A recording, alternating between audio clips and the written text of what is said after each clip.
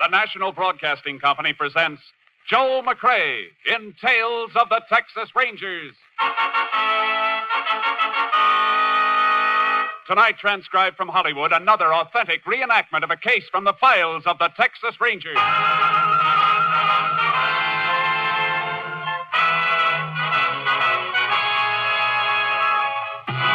Tales of the Texas Rangers, starring Joel McCrea as Ranger Jace Pearson.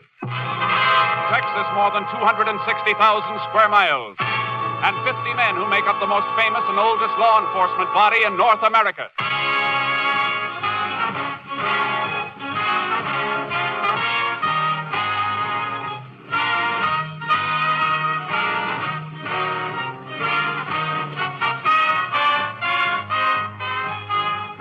Now, from the files of the Texas Rangers come these stories based on fact.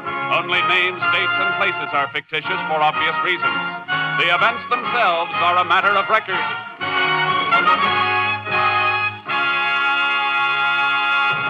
Case for tonight, Dead Giveaway.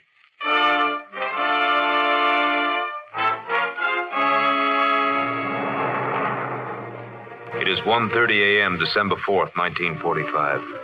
A single light glows in the living room of a farmhouse 4 miles from the town of Ashton in West Texas. Inside the house, a frantic young woman tries to place a telephone call. Operator. Operator. Oh, please. Operator. Operator, get me the sheriff, quickly. Is that you, Mrs. Deneen? Yes, hurry. Oh, this is Mary Lou, Mrs. Deneen. I'm working nights now. Is something Mary Lou, wrong? stop talking and get me the sheriff. Oh, all right. Oh, dear.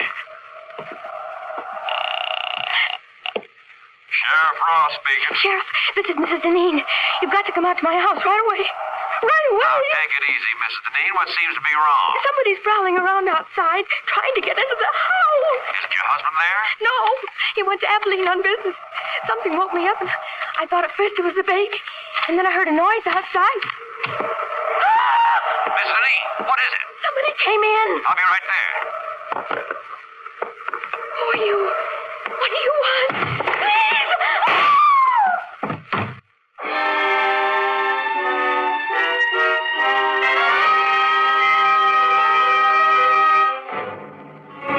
It took Sheriff Ross less than 15 minutes to get to the Deneen farm. But Mrs. Deneen and her 4-month-old baby were dead when he arrived. The sheriff called for the assistance of the Texas Rangers. Ranger Jace Pearson was assigned.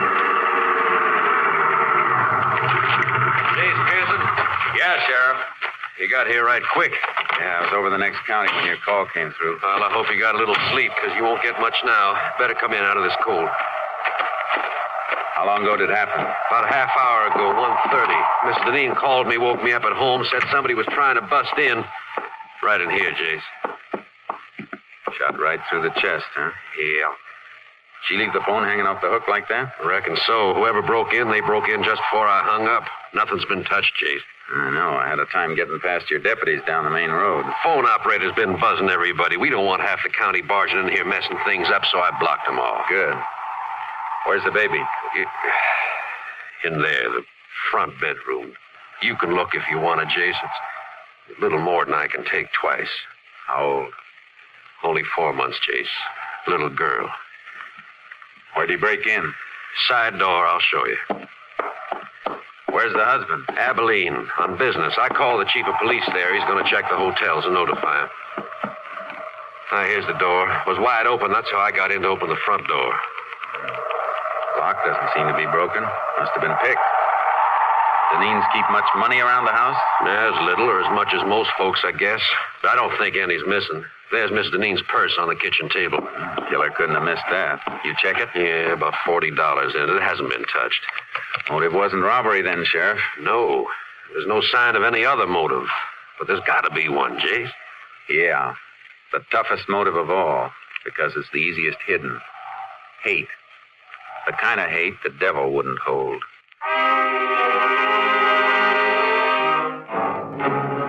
We went through the rest of the house, but we didn't find anything that would help us until we got outside.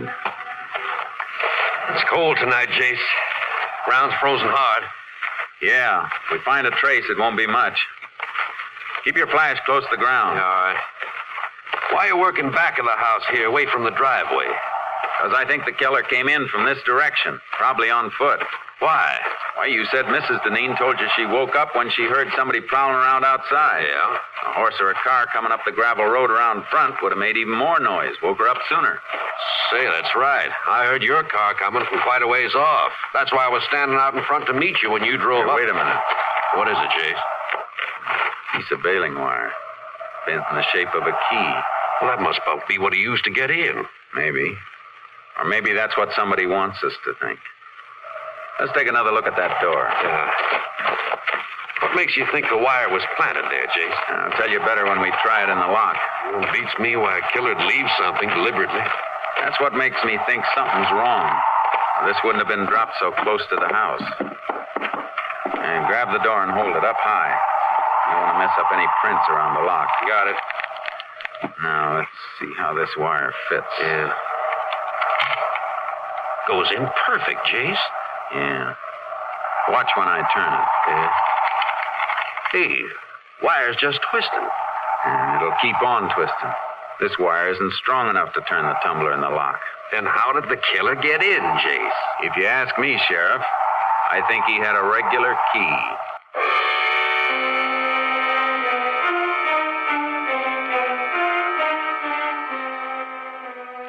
I put in a call for a fingerprint crew, and the sheriff called to have the bodies picked up for autopsy. Then we went outside and started trailing again. We found a few directional traces, but they petered out in the darkness. Can't see anything at night on this ground, Chase. Try cutting back and forth a little further. Yeah, all right. Man we're following was weaving, trying to throw us off. It just makes it tougher to track. He's got to be headed for someplace, some definite direction. We might as well establish which direction. Yeah, guess there's nothing much we can do except this until we have some daylight. Save us an hour in the morning. Then we can track on horses without wasting time finding out which way to go.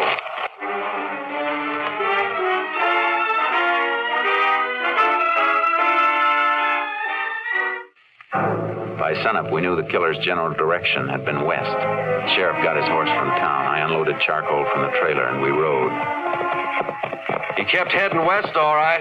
But there's nothing out this way for miles once he got into those hills up ahead. Any kind of a road between here and the hills? Yeah, old wagon road just beyond the scrub on the rise we're coming to. Does it connect with a state road? It does, but nobody uses it. Maybe somebody did. Is it in good enough condition for a car to run through? Reckon it is. You figure you had a car waiting for him? Had to have a car or a horse staked out someplace. Come on. Let's make right for the road. Wagon road lead to any other farm in the area? Used to lead to the old Mullen place, but that's burned out. Nobody living there anymore, huh? No, old folks dead. Young Ted Mullen moved away a couple of years ago. Oh, here's the road. Oh, boy. Whoa, charcoal. Headed pretty straight last tracks we saw. Must have reached the road right near here. Yeah, we'll find some mark if he crossed it and kept going. Oh, he didn't keep going. Look. Tire track. Had a car staked out all right. Turned the car around here to head back for the highway. Could have been somebody else waiting in the car for him. Maybe, but I don't think so. Yeah, look at the heel marks. Walked around to the driver's side of the car to get in. Yeah. And there's something else here, too. Dropped this cigarette butt and stepped on it. Yeah, sure didn't smoke much of it. Didn't even burn down to the brand mark. Well, at least we know what brand he smokes. About all we do know, Jace. Won't be anything to follow at the main road. He sure won't leave a trail there. No. Mount up. Let's get back to the house.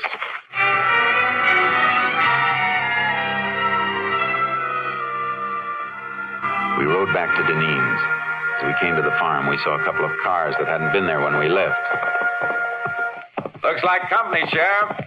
The car next to mine belongs to our lab. The others must be the coroner's. Oh, coroner ought to have been and gone by now.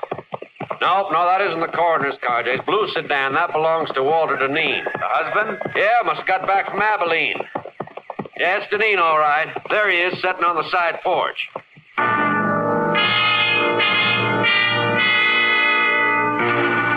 Walter Deneen sat with his face buried in his hands until we dismounted and walked up to him. The lab crew was in the house looking for latent prints. Howdy, Walter. Oh, howdy, Sheriff. Walter, I can't tell you how... Don't say anything, please. Ask me anything you like, but I don't want anybody else telling me how sorry they are. Better let me talk to him, Sheriff. Sure, Jace. Mr. Deneen, it'd help us a lot to know one thing. You or your family have any enemies? Enemies?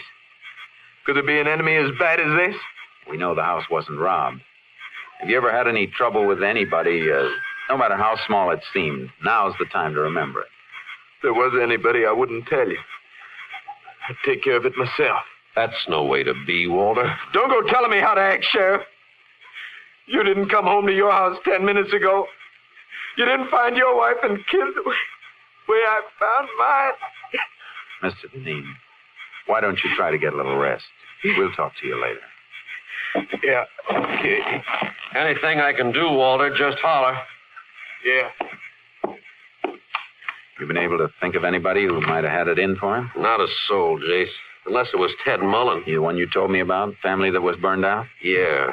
But, Jace, that was 5 years ago. Sometimes hate doesn't die with age. What happened?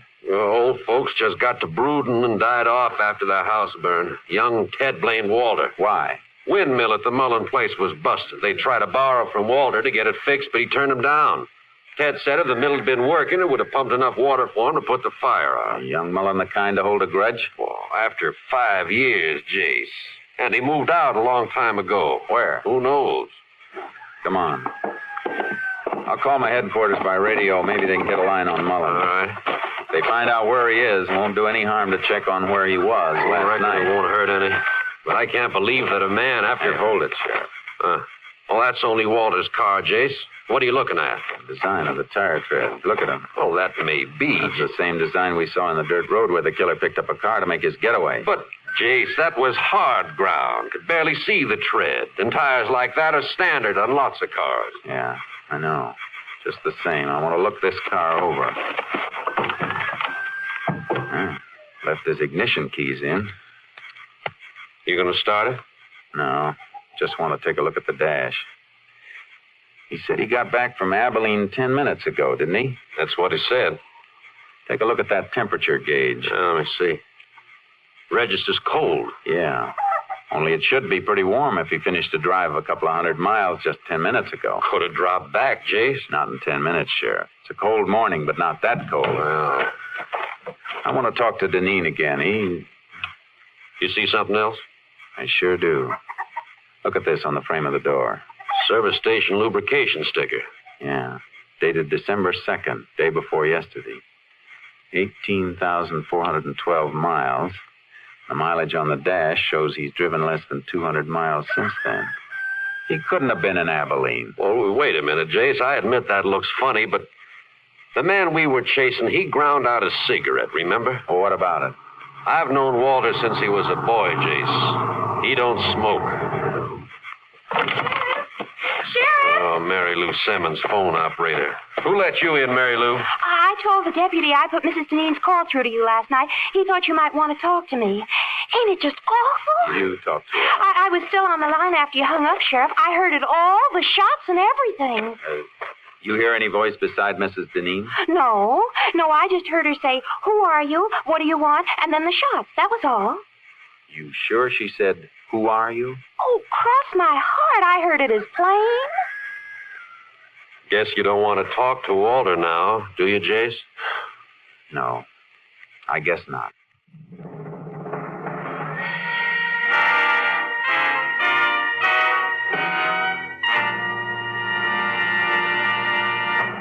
You are listening to Tales of the Texas Rangers, starring Joel McCrea as Ranger Jace Pearson. And now we continue with tonight's case, Dead Giveaway, an authentic story from the files of the Texas Rangers.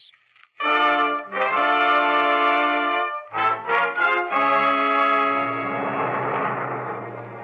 didn't want to question Walter Deneen until I'd had a chance to check on his movements. The sheriff and I drove into town and called the Abilene police. The answer didn't fit. Don't think there's any doubt about who he was, Ranger. Okay, thanks. Thanks very much. Well, guess that does it, Sheriff. Dean was in Abilene, huh? Uh-huh. Checked into the Harris Hotel yesterday about noon. Checked out again at 2:10 this morning, right after the police notified him of the murder. Police could have spoken to anybody on the phone. They didn't tell him by phone. Police sergeant went up and told him direct. Oh? Description of Walter tallies, too. But there's something that doesn't tally, though. Mileage on that car. Could be something wrong with the speedometer cable. Happened in my car a few weeks back. Maybe. And I'll be back sometime tomorrow. Where you going, Chase? Abilene.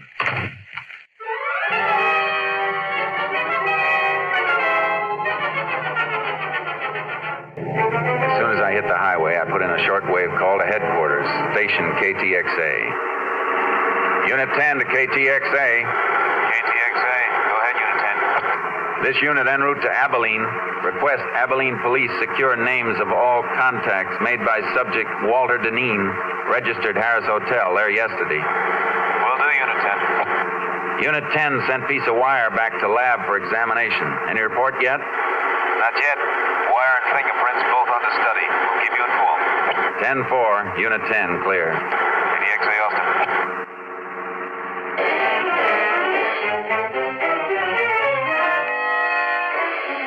When I reached Abilene, I got a complete rundown on Walter Deneen's activities.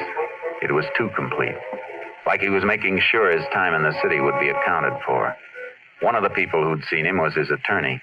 Why, yes, Ranger. Mr. Deneen spent several hours with me yesterday afternoon. We had dinner together last night. Went to the theater. What'd he come to see you about? Well, some investments. He's been doing a little speculating, Cotton. Good or bad? Well, it's client business, and I don't think I have the right to discuss it. I can find out by checking with the exchange. I'm just asking you to save time. All right. His losses have been rather heavy. More than he could afford? Much more.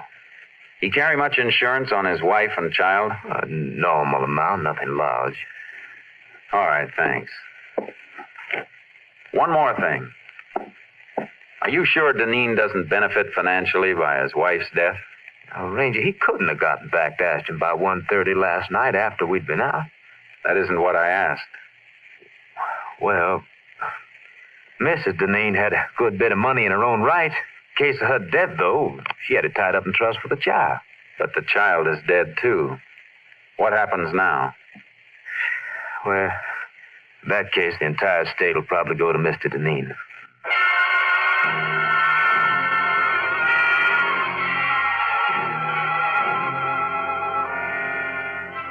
I made one more stop before I headed back to Ashton. I paid a visit to the garage at the Hotel Harris. I keep the location of all guest cars on this index rack so we'll know which stores they're in when they want them. Was Walter Deneen's car in here yesterday? Deneen? That's D-I-N, isn't it? Uh-huh.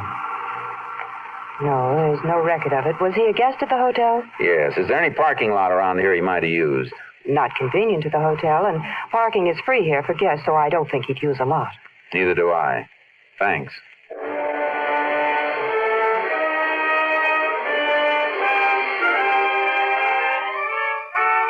Before I left Abilene, I called my headquarters. They had a report. No strange prints had been found in Deneen's house. The wire key looked like a plant. I hung up and made another call to Sheriff Ross. I'm beginning to wonder about Walter myself, Chase. Why? He's been kind of curious about where you are. I told him you went to Abilene, just to see if it'd draw him out. Good. How'd he react? Kind of nervous. Then he said something about flying up to Abilene and back. Of course, he never did say he drove it. No, but he gave the impression that he drove. Well, even so, he was there when the killing took place. Yeah, but the killer had the use of Deneen's car. Can you get your hands on the car? Well, that's over in back of the funeral parlor right now. That's where Deneen said he was going just a few minutes ago when he stopped by to ask about you. Well, grab that car and check it for fingerprints. I'll be there as fast as I can roll.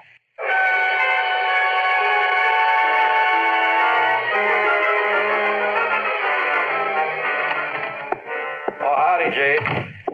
Car all worked over, Sheriff? Yeah, ought to have reports on the prints soon. Send them to Austin. Find any strangers? Quite a few of one set that weren't Deneen's. If they belong to a professional killer, there's a good chance he'll have a record. Where's Deneen? My deputies are out looking for him. Why? I thought he was at the funeral parlor. So'd I, until I went in to look for him after we finished on the car. The undertaker said he'd left more than an hour ago by the front door. Must have spotted you working over the car. Come on, let's find him. Yeah.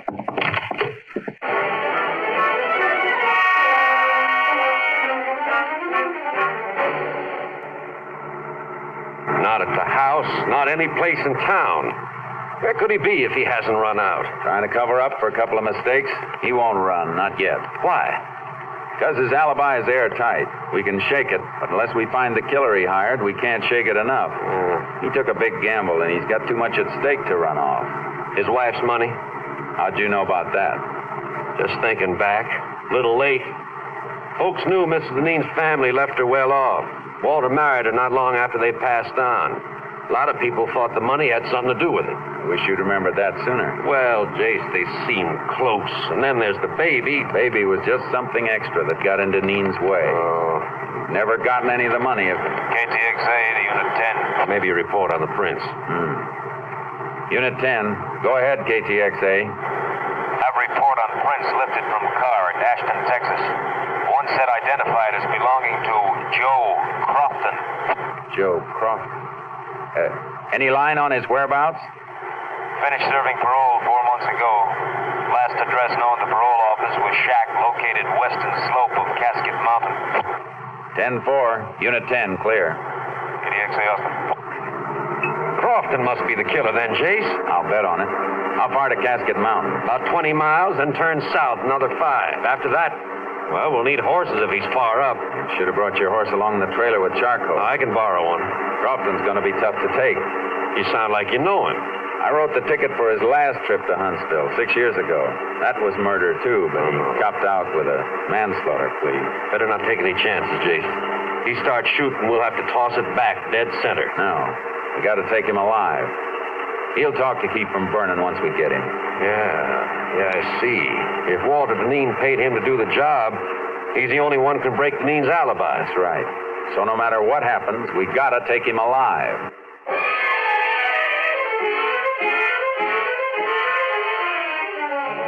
Crofton's cabin was up, all right. Way up. The sheriff borrowed a horse from the man who directed us. Quite a climb, Jace. Well, not so bad following this wash, though. Suppose he isn't there. I got a hunch he will be. I don't think Deneen had enough money to pay for this killing. He was almost broke. You mean he planned to pay off out of his wife's money when he got it? Yeah. Wonder how Walter arranged for him to get the car that night. Not much to arrange. Left it near the airport with the keys in it. Crofton brought it back and left it in the same spot. Probably left a house key for him, too. Glove compartment, maybe. Yeah. With the airport 40 miles from Ashton, nobody recognized the car or a strange driver. Come in at night, use an abandoned road. Yeah. Look. Huh? Hey, another horse left tracks in here, too. Yeah. And they're fresh. Ooh, boy. That must be Crofton's horse. No. Rider was taking the rough way. Just cut into the wash here to find a better trail. Crofton lives up here. He'd know the best trail. Who else would be coming up here? Deneen, to shut him up. Come on. Yeah, here, boy. Not too fast, Jason. We'll spill. We gotta risk it. Too slow, we'll be too late.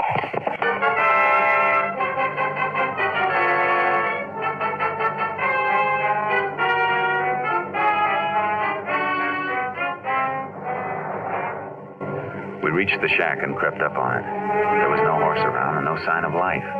Tried to draw fire by showing ourselves, but none came. We had to go in. All right. Hold your gun ready, Sheriff. And don't come in till I call you. Right, Jace.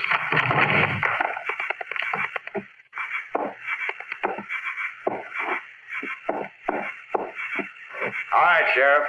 Come in. Nobody here, huh? Oh, wait a minute. Oh. That Crofton? Yeah, that's him. Deneen got here first. Jace, this fella looks like he shot himself. Gun's in his own hand.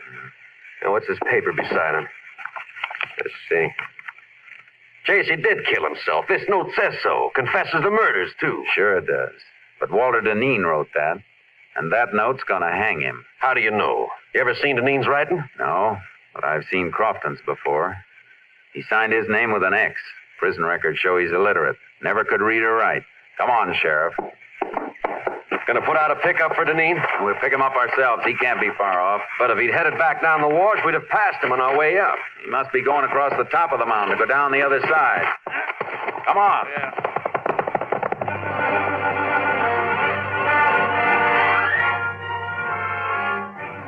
We raked our horses as fast as they could move. We spotted a rider ahead of us as he topped the slope. He heard us because he looked back, then whipped his mount and disappeared. He knows we're on him. Got about 300 yards. We'll get him. Keep pounding leather. Yeah. We're coming to the top now. Keep low in the saddle. Watch out for an ambush. There he is. Don't go down too fast, Sheriff. Your horse will tumble in the downgrade. Deneen was pressing too hard, Jase. He fell. Look. Yeah, he scrambled behind the rocks. Whoa, Charcoal. Come on, Sheriff. Pull. Hit the dirt. Let your mouth go. Go on, Charcoal. Go on. He's down under that rock shelf. Perfect cover. Not too perfect. Bullets will ricochet back from that ledge behind him. See that dent in the ledge? Yeah. Draw your gun and we'll empty it on him. Hit right below the dent. Aye. All right. Let's hope for a billiard shot. Start firing. I'm hit! Stop it! I'm bleeding! Throw your gun out, Deneen. All right! Don't shoot anymore! Here it is! Okay, Sheriff. Let's take him.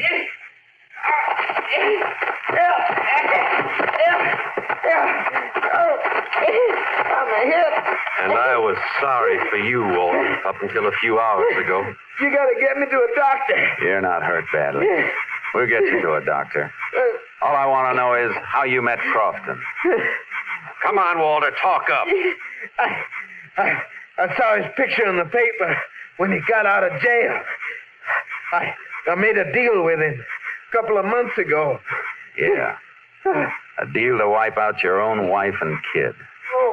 Must be great to be as brave as you are. Get up, Deneen. You got a long way to go.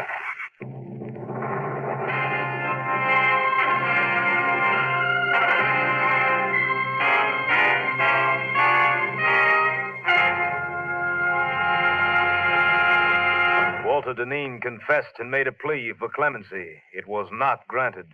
And on the 11th day of October, 1947, he died in the electric chair at Huntsville.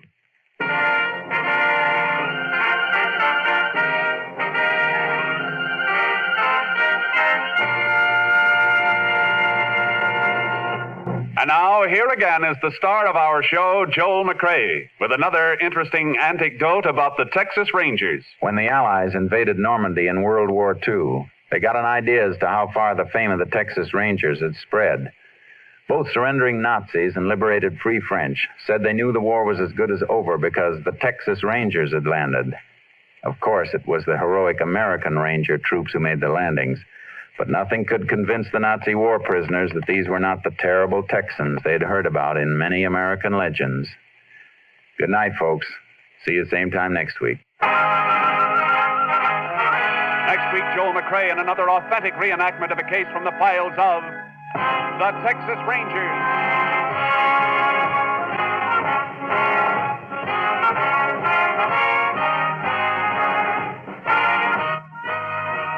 Tonight's cast included Tony Barrett, Lorene Tuttle, Mike Barrett, Hal March, and Paul Frees. This story was transcribed and adapted by Joel Murcott, and the program was produced and directed by Stacy Keach. This is Hal Gibney speaking.